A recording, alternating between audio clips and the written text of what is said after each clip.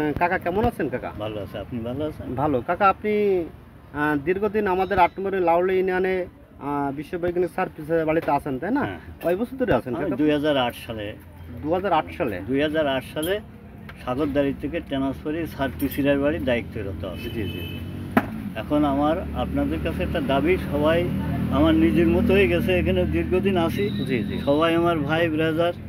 এখন আমি তাদের কাছে একটাই দাবি করব যে জি। আমি ছোটোবেলার থেকে জীবনে অনেক কষ্ট করেছি। জি জি জি। আমার ওয়াইফটা মারা গেছে 8 বছর। আপনারা ভালো করেই জানেন ভালো ছিল কি খারাপ ছিল। এলাকার লোকও বলে যে না বউটা ভালো ছিল, এখন মারা গেছে। তারপরে আমি দীর্ঘদিন এখানে আসি। তো আপনাদের কাছে একটাই দাবি যে আমি মামার বাড়ি থেকে মানুষ, কেশবপুর বাইজিয়া গ্রাম, জি। 7 নম্বর ইউনিয়ন। এখন মামার বাড়ি থেকে মিস্ত্রি কাজ শিখে আমি সারা দেশ ঘুরিয়ে বেড়ানোর পরে আমার বাড়ি টাড়ি যখন সরকার অ্যাকোয়ার করে, তখন আমি এই চাকরিটি জয়েন করি। আমাদের কেশবপুর মন্ত্রী ছিলেন জনাব এইচ.কে. সাদেক সাহেব, উনি থেকে আমাদের চাকরি দিয়েছিলেন, মানে প্রকল্পের মাধ্যমে।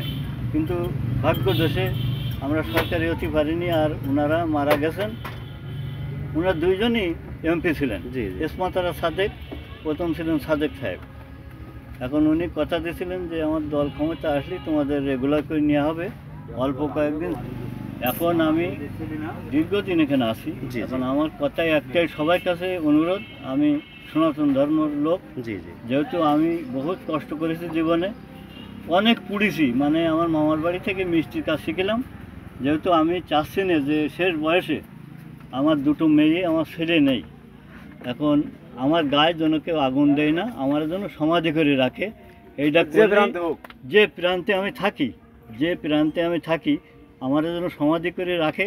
আমি সবার কাছে এইটুকানি অনুরোধ জানাই। আচ্ছা, আপনি যেহেতু সনাতন ধর্মের লোক, তাই না? হ্যাঁ কাকু। তা আপনি যেহেতু পুট্টি চাচ্ছেন না, না, আমার আপনার জীবনে চিতাতে আপনি মারা গেলে চিতাতে আপনি উঠবেন না। না।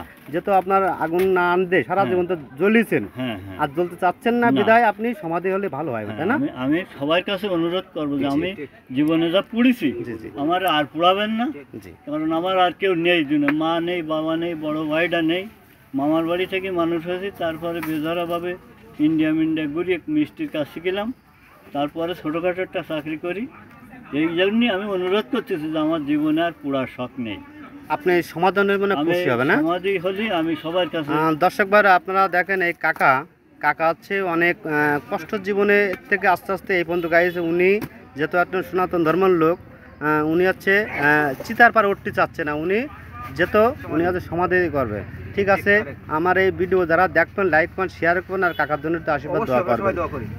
অবশ্যই অবশ্যই অবশ্যই। কাকা আপনি খুশি আছেন তো? আমি খুশি। ঠিক আছে কাকা, ভালো থাকেন। হ্যাঁ, ঠিক আছে, আপনি ভালো থাকবেন।